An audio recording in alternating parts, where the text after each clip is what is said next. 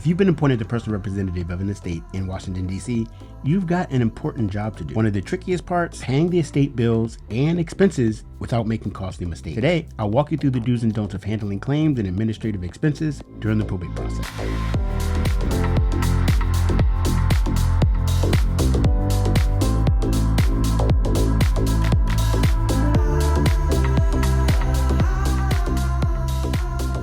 I'm Dan Wheeler, certified probate real estate specialist and CEO of All Things Probate DC. I help families, executors, and personal representatives navigate the probate real estate process smoothly, efficiently, and with care. Whether you need help understanding timelines, marketing the property, or maximizing its value, All Things Probate DC is your one-stop shop for all your probate real estate needs. We're here to provide you with the expertise and the support that you need to make this journey less stressful and to get you the best possible outcome.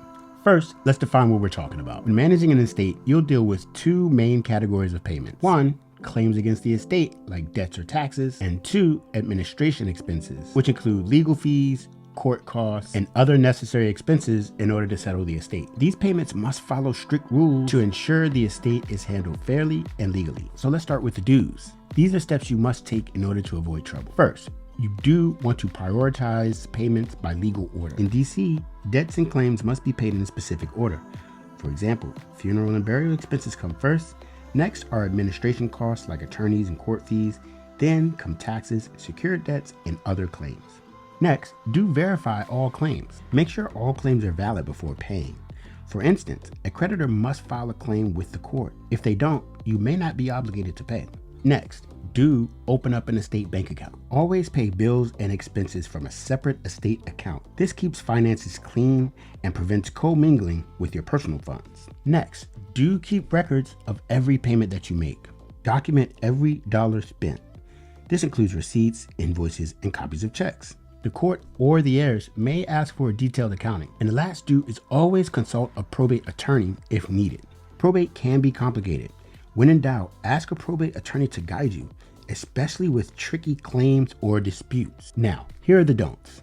These are common mistakes that can lead to big problems later.